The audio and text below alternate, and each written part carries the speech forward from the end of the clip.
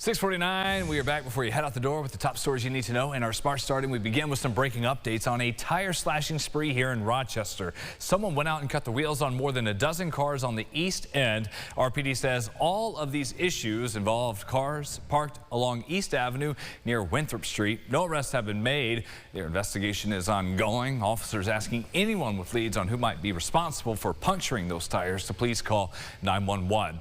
To Victor, where the town may soon own a majority of Eastview Mall and its surrounding property. But community leaders tell us this is just part of a larger long-term plan in partnership with the current owners of the mall to protect its future. What's going on with this and what's lies ahead? Here's Aran Spitzer. Aran. Brennan, town leaders in Victor have approved a resolution allowing them to consider taking temporary ownership of 5 parcels on Eastview property, including parts of the mall. Eastview has been owned by Wilmerite, a Rochester-based real estate developer, since the 70s. For much of that time, Wilmerite has worked with Rialto Capital, a financial management intermediary, to oversee the transfer of funds to mortgage lenders.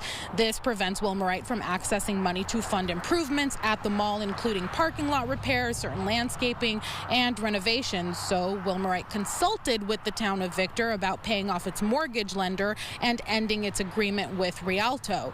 Victor Town Supervisor Jack Marin says the town should use New York's eminent domain law to take ownership of 5 Eastview parcels, then resell them to Wilmerite to keep ownership local. The importance of having a local owner of a regional mall like that speaks volumes. You know, not our desire to own them all. You know, we're the mechanism. You know, we are actually, through the eminent domain procedural law, we are the mechanism for working with Wilmerite. Marin says the plan isn't final. The town board will hold a public hearing September 28th. If it moves forward, state law requires a 90-day notice period, meaning the acquisition likely wouldn't happen until early next year at the earliest. Now, we have reached out to Rialto Capital to confirm whether or not they're withholding funds from Wilmerite and to find out why. We have not yet heard back. Brennan. Ron, thank you. They're joining us covering that issue in Victor at Eastview. A new state law limiting how local police departments can work with federal immigration officials is now in effect. But Rensselaer County near Albany is refusing to end its agreement with ICE. County officials there are taking this fight to federal court, and Governor Kathy Hochul's team says they are prepared to defend the new law. It restricts local law enforcement from taking part in the 287G program. That allows trained local officers to perform certain functions of immigration enforcement. The governor says police can still work with the feds when criminal activity is involved, but they should not be used to carry out civil immigration enforcement. Rensselaer County argues the agreement is a public safety tool and says its jail program is used to screen people already in custody.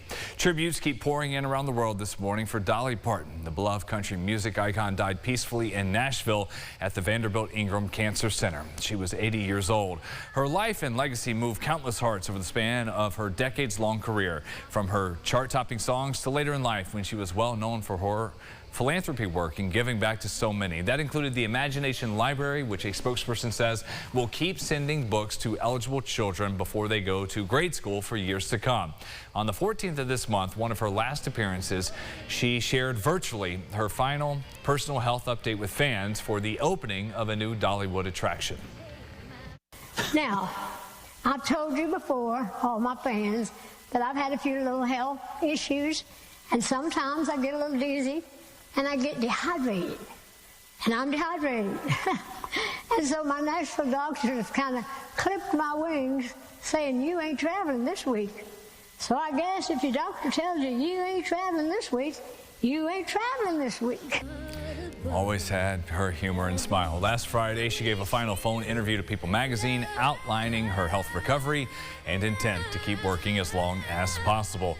To honor her, the Empire State Building lit up the New York City skyline overnight in a soft pink sparkle that began at 9:25 p.m., creating a moving tribute to the music legend and a moment for fans to remember a life and career that touched so many. Approaching 6:55, we'll go inside the huddle. The new Highmark Stadium has received mixed reviews since its opening, from those obstructed views in some seats to down on the field. Concerns from players on the quality of the natural grass. Now, the biggest complaint has been about the divots. The wear and tear early on. It was noticeable in the first preseason game against the Panthers back on the 15th. The general consensus is the team does prefer grass versus turf from the old Highmark. A few of the guys say it's what they were used to playing on growing up. And Josh Allen spoke on the new field, saying it's good for the body.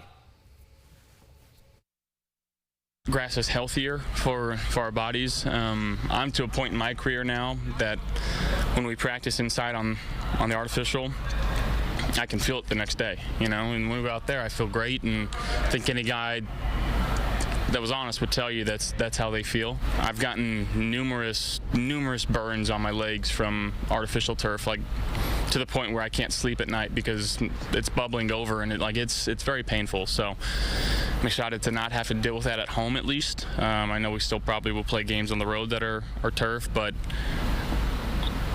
if I can snap my fingers and make every field grass, that's what I would do for sure. He's Superman, not a magician. Don't forget the Bills preseason finale against Pittsburgh tomorrow night at Highmark. We'll get you ready with Bills Kickoff Live, the pregame show at 6:30, kickoff at 7, and then the postgame wrap-up starting for a full hour at 10 o'clock. The only place you can see preseason game number 3 right here on 8. The only place you can hear concerts tonight with Concerts by the Shore up at Ontario Beach Park beginning at 7. It's the last one of the season. On stage performing the Uptown Groove, bringing a high energy mix of Motown, R&B, funk, rock, disco, jazz, and you can throw in today's top 40. Final show as we say goodbye to summer there, at least on the schedule, because when it comes to Mother Nature, going to keep making a run here into September. That's right. So we've got 80s, a nice little stretch here potentially going into the first week of September. But lovely weather today. A couple of afternoon clouds, I do think, although I got mostly sunny in there. Then showers and thunderstorms for Thursday there, and then chance for showers on Friday. And here we go. Last weekend of summer for so many. Saturday and Sunday looks sunny. Before we stay on the warmer side. And the overnight lows as well, those are going to sneak up on us as we go into next week. But if you're heading to the fair today, along the thruway, it looks good out there in Syracuse. Running from now to the end of Labor Day weekend. That's it for our Sunrise Show. We will see you 9 o'clock live for our podcast. Second cup of sunrise on the Rochester First streaming app. CBS Mornings on the way, top of the hour at 7. Enjoy your Wednesday, everybody.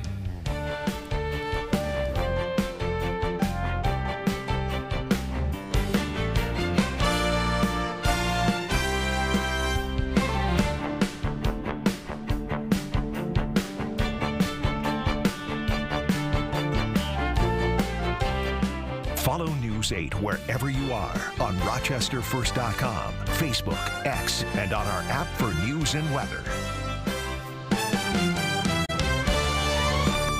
Get the Rochester First streaming app today for everything you love from News 8 on demand, plus exclusive shows you won't see anywhere else. Search ROC and download for free on Roku, Amazon Fire, and Apple TV.